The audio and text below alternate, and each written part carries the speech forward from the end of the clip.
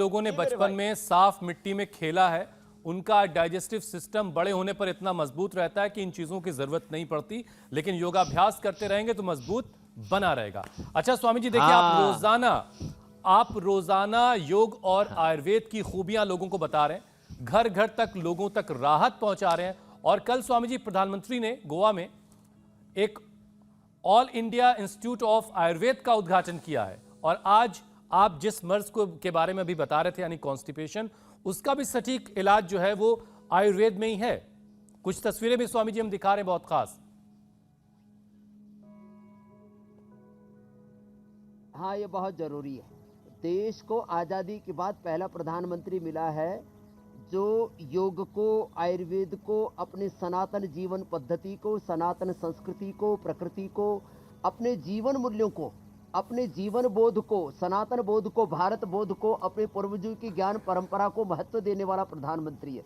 नहीं तो देश में चिकित्सा का मतलब एलोपैथी हो गया था, और हेल्थ मिनिस्टर माने वो एलोपैथी मिनिस्ट्री हो गया था। और उसको अब उससे बाहर निकाल करके आयुर्वेद को भी देश के प्रधानमंत्री गौरव देते हैं, योग को गौरव देते हैं, खुद योग करते हैं, आयुर्वेद की औषधियों का प्रयोग करते हैं। तो ये मैंने कहा कम से कम 2 आसन, मंडूक आसन और पवन मुक्तासन, फिर जिनसे बन पाए पूरा पैकेज बता दे रहे हैं।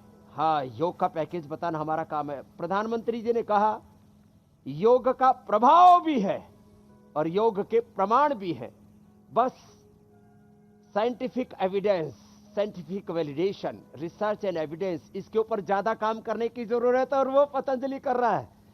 गवर्नमेंट तो उसको प्रोत्साहन दे रही है और उसको धरा पर, जमीन पर उतारने का काम पतंजलि कर रहा है। आज गवर्नमेंट से भी ज्यादा एडवांस सिस्टम रिसर्च का पतंजलि में है, जिसका उद्घाटन पीआरआई का, पतंजलि रिसर्च इंस्टीट्यूट का, खुद मोदी जी ने किया।